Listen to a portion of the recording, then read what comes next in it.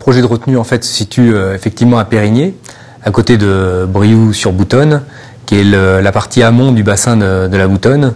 qui est un affluent en fait de la Charente. Les premiers à avoir développé l'irrigation, ce sont les éleveurs, qui à partir de la sécheresse historique de 1976 ont cherché à sécuriser l'affouragement de leurs troupeaux et donc ont développé l'irrigation dans les années 80 pour justement maintenir l'élevage bovin et bovin lait notamment dans ces zones de plaine où les terres sont relativement séchantes. Le développement de l'irrigation a conduit à observer une dégradation des milieux naturels sur un certain nombre de bassins qui aujourd'hui sont déficitaires. L'État a pour objectif de combler ce déficit et par ailleurs sur ce bassin particulier il y a un deuxième objectif qui est l'alimentation en eau potable de la population pour essayer d'avoir une eau de qualité à distribuer aux habitants. Le syndicat d'eau avait comme ressource historique les nappes les plus faciles d'accès, qui est le niveau superficiel, où là les éléments polluants peuvent se retrouver, et donc la qualité de la ressource est moyenne à ce niveau-là. Et par ailleurs, est confronté en période d'étiage à un déficit chronique,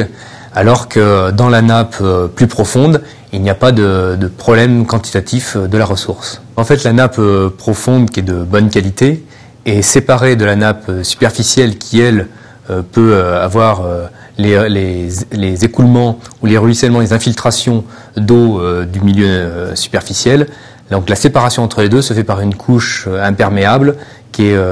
d'une époque géologique qui s'appelle le Toarcien, donc ça s'appelle la couche toarcienne, et qui, de fait qu'elle est étanche, évite les échanges de matière et donc éventuellement d'éléments polluants entre la nappe superficielle et la nappe profonde. Le syndicat d'eau, à l'initiative de son président, a souhaité, avec les agriculteurs, trouver un accord pour justement pouvoir valoriser les forages de bonne qualité des agriculteurs pour l'eau potable, qui là a besoin d'une eau de bonne qualité pour distribuer à la population, et les agriculteurs, eux, ce qu'ils recherchaient, c'était d'avoir la quantité qu'ils avaient précédemment. Le problème que l'on a, c'est que si les agriculteurs valorisent la ressource superficielle et qu'ils ont besoin d'eau en été, on se retrouve dans le problème que l'on a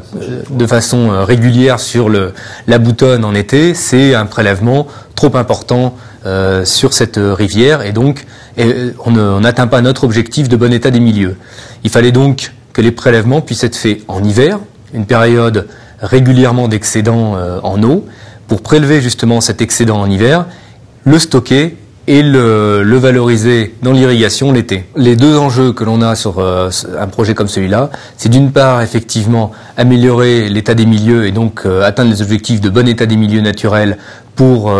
les espèces qui vivent dans le milieu naturel, dont effectivement les poissons, et d'autre part maintenir l'économie agricole, parce qu'il faut savoir qu'à chaque fois qu'on retire un mètre cube d'eau de l'irrigation, c'est 25 centimes d'euros que l'on perd. Donc sur un projet d'1 million de mètres cubes, c'est 250 000 euros de revenus agricoles que l'on maintient sur ce territoire.